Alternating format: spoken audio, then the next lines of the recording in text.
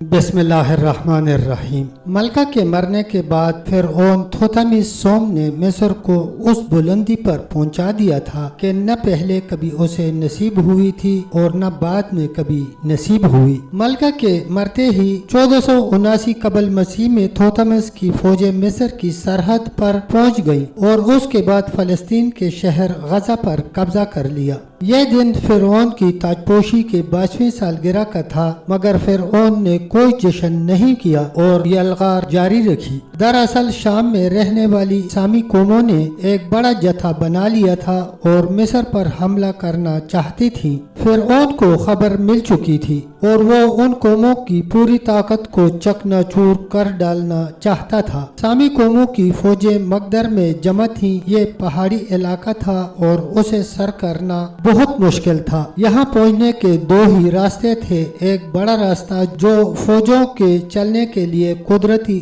راستہ تھا اور دوسرا تنگ راستہ جو ایک ایسے درے سے گزرتا تھا جس سے ایک ساتھ 2-4 ہی آدمی پار ہو سکتے تھے۔ شامی سپاسالار کو یقین تھا کہ دشمن چھوٹے راستے سے آ ہی نہیں سکتا، اسی لیے سپاسالار نے بڑا راستہ روکنے کے لیے سب فوج بڑے راستے پر جمع کر دی تھی، مگر تھوتھمس سوم نے نیپولین کی طرح دوربینی کا ثبوت دیا۔ اس نے تنگ درے ہی سے حملہ کرنے کا فیصلہ کیا کیونکہ وہ اچھی طرح جانتا تھا کہ شامیوں کی طاقت اس راستے پر نہ ہوگی۔ تھوتھمس نے اپنی جنگی کونسل کے سامنے یہ نقشہ پیش کیا تو اس کے سپاسالاروں نے بڑی مخالفت کی اور کہا اس درے میں جانا موت کے منہ میں جانا ہے۔ اس پر تھوتھمس کو جوش آ گیا اور اس نے نیام سے تلوار نکال لی اور قسم کھا کر کہا کہ میں اسی درے سے جاؤں گا، جسے مرنا ہو وہ پیچھے آئے، جسے جان پیاری ہو وہ واپس چلا جائے، بڑے راستے سے حملہ کرے۔ اس بہادرانہ اعلان نے فوج میں آگ لگا دی اور وہ اپنے سورما بادشاہ کے ساتھ روانہ ہو گئی۔ دشمن کو خبر بھی نہ ہوئی اور پوری مصری فوج درے سے گزر کر مقدر کے سامنے آ گئی۔ دشمن نے یہ دیکھا تو ہاتھوں کے طوطے اڑ گئے۔ جلدی جلدی فوج جمع کی گئی، مگر اب کیا ہو سکتا تھا؟ اس پر بھی شامی جان توڑ کر لڑے لیکن ہار گئے۔ تھوتھمس کو بڑا مال غنیمت ملا اور دور دور کے سرداروں نے اطاعت قبول کر لی۔ تھوتھمس کو بڑی باری فتح ہوئی تھی، مگر اس نے کافی نہ سمجھی اور یلغار کرتا ہوا لبنان کی ترائی تک پہنچ گیا۔ یہاں بھی ہر طرف کے سرداروں نے آ کر وفاداری کی قسم کھائی۔ اب تھوتھمس نے یہ کیا کہ جو سردار لڑے تھے یا جن سے آئندہ شرارت کا اندیشہ تھا انہیں برطرف کر دیا اور اپنی پسند کے نئے سردار مقرر کر دیے۔ اس قدر نہیں بلکہ فرعون نے حکم دیا کہ تمام سردار اپنے لڑکوں کو فیس کے شاہی کالج میں تعلیم حاصل کرنے کے لیے بھیجا کریں۔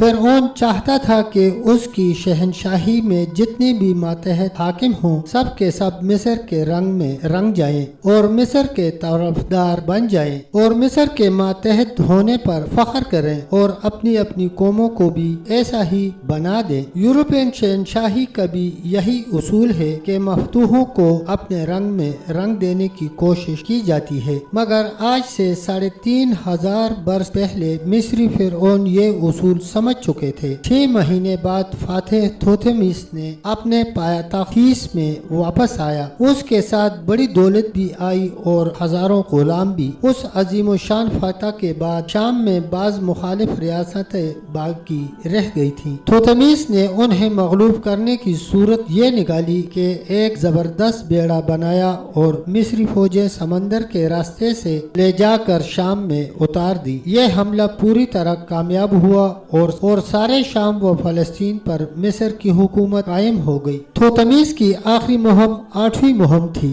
اس طرح وہ طوفان کی طرح اٹھا اور دیکھتے ہی دیکھتے دریائے فرات کے اس پار پہنچ گیا۔ تھوتھمس اول بھی دریائے فرات تک پہنچا تھا، مگر تھوتھمس थोतमीसोम ने उससे भी बड़ा काम किया। ये फिरौन दरिया को भी उबूर कर गया, लेकिन इस कार्रवाई में थोतमीसोम की गरज भी महज अपनी शोहरत और बड़ाई थी, वरना फरात के उस पार बढ़ने का वो इरादा न रखता था। ये अजीब बात है कि थोतमीसोम ने अपनी फैली हुई सल्तनत का इंतजाम तकरीबन इस तरह किया था जिस तरह हिंदुस्तान में बरतानिया ने किया था। मिस्री सल्तनत में भी वैसी ही रियासतें और राजवाड़े थे जिनसे फिरौन खराज वसूल करता था। बहुत सी रियासतों में मिस्री प्रेसिडेंट रहते थे और उनके फराइज वही थे जो हिंदुस्तानी रियासतों में अंग्रेज प्रेसिडेंटों के थे। सरहद के अहम मकामात पर मिस्री फौजें रहती थीं और बाज़ इलाके बराह रास्त फौजी गवर्नरों के इंतजाम में थी। थोतमीसोम ने मिस्र की शहनशाही दरियाई फराज से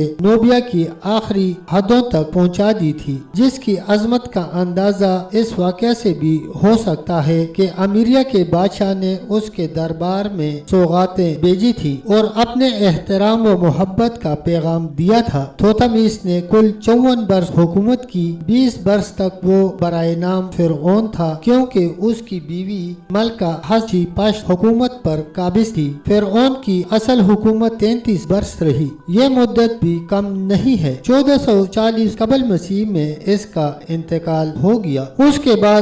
इसके बाद थोतमीस का बेटा अमनहोतप दोम तख्तनशीन हुआ। बूढ़े फिरौन की मौत का हाल सुनते ही शाम के सरदारों ने बगावत कर दी, मगर नया फिरौन अपने बाप का सपूत निकला। बाप की मौत पर 30 दिन भी न गुजरे थे कि अमनहोतप ने बागियों को कुचल डालने के लिए दावा बोल दिया और चंद ही हफ्तों में उन्हें हराकर थम्स में वापस आ गया, मगर बहुत जलाली शान के साथ। उसकी शाही कश्ती दीवारों पर 7 जिंदा बागी रईस उल्टे लटके हुए थे। फिरौन ने उनमें से 6 को अमन के मंदिर में देवता पर बींट चढ़ा दिया। वाकई बड़ी बेरहमी का काम था, मगर मुल्कगिरी और बेरहमी का हमेशा से साथ रहा है। अमनहोतप आप भी अपने बाप की तरह ज़ेर दस्त फिरौन था। उसकी पहली ही जंगी मुहिम इस तरह पर हुई कि तमाम मुखालिफिन थरथरा उठे और फिर कभी किसी को सर उठाने की हिम्मत न हुई। ये जमाना मिस्र का सुनहरी जमाना था। हर तरफ अमन व अमान फैला हुआ था और मुल्क बड़ी तेजी के साथ तरक्की कर रहा था। अमनहोतप मरा तो उसका लड़का थोतमीस चहारम फिरौन बना। नए बादशाह को अपने पूरे जमाने में सिर्फ एक दफा फौजकशी करनी पड़ी थी, क्योंकि पिछले फिरौन मिस्र को बहुत ताकतवर बना गए थे और दुनिया भर में कोई ताकत भी ऐसी न थी जो मिस्र पर चढ़ाई करने का ख्वाब भी देख सकती। तब तक दोस्तों इतना ही। मिलते हैं एक अगली वीडियो के साथ। तब तक के लिए अल्लाह हाफिज, अल्लाह निगहबान।